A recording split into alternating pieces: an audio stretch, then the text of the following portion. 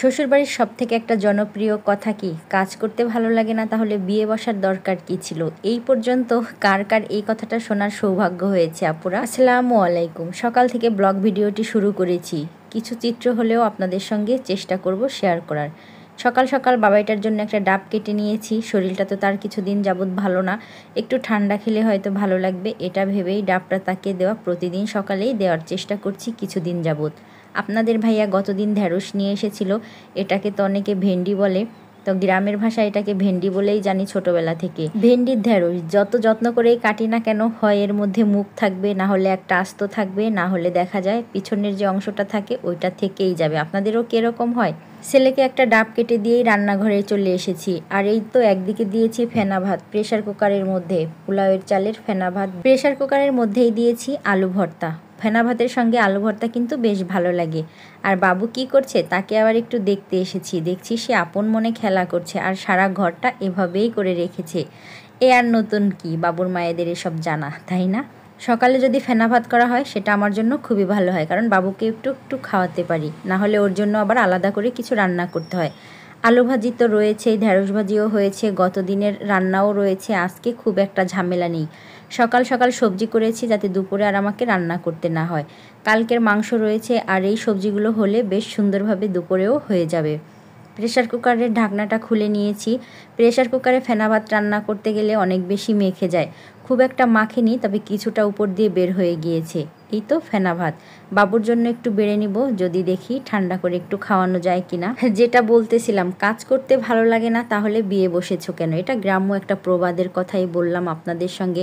আসলে কাজ তো সবারই, নিজের কাজ কাজ, অন্যের কাজ কাজ, আর শ্বশুরের বাড়ি সেটা তো নিজেরও বাড়ি, তাহলে কেন কাজ করব না?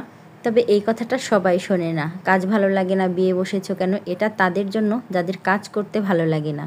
আপনি আমি হয়তো এই কথাটা কখনোই শুনিনি, কিন্তু আমাদেরই আশেপাশে হাতে গোনা কয়েকজন হলেও কিন্তু এই কথাটা তাদের শুনতে হয়, কারণ তারা যে জব্বর আলসে, তাদের কিছুই করতে ভালো লাগে না। আরে কাজ না করতে ভালো লাগলে কাজ হবে কি করে? আমরা সবাইকে ভালোবাসি, সবাইকে খুশি রাখার চেষ্টা করি, আর সবাইকে খুশি রেখেই যদি জীবনযাপন করতে চাই, তখন সবাইকে খুশি রাখার জন্য হলেও কিন্তু আমাদের অনেক স্যাক্রিফাইস করে সবার সঙ্গে মিলেমিশে থাকতে হয়।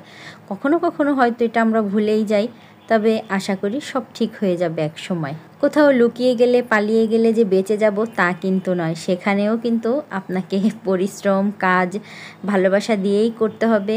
দেখুন তো মহিলা মানুষের কি কাজ, এই রান্না খাওয়া, এই তো কাজ। এই খাওয়ার জন্যই তো মানুষ বেঁচে থাকে, আর পুরুষ মানুষ এই খাওয়াতে পারেই বলে পরিবারের জন্য, বা খাবার খাওয়াবে বলেই কত পরিশ্রম করে। আমরা তো তবু বিকাল হলে একটু ঘুমোতে পারি, রেস্ট করতে পারি, আর তাদের কথা চিন্তা করুন তো।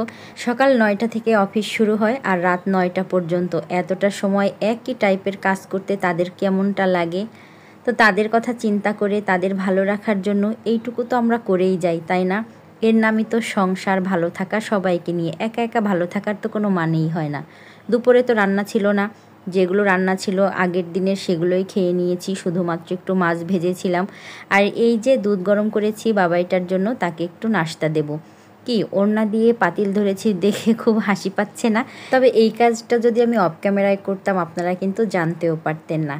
তাই ভাবলাম আজকে না হয় একটি ভিডিওতে রেখেই দেই, আপুরা দেখে একটু মজা পাবে, হয়তো অনুভব করবে নিজের মতন করেই কাজ করছি। চুলার উপরে রাইস কুকার দেখে প্রশ্ন আসতে পারে, আসলে রাইস কুকারের যে তাকটা ছিল এখান থেকে সরানো হয়েছে, তাই উপরে রেখেছি আপাতত, আবার ঠিক জায়গায় রেখে দিব।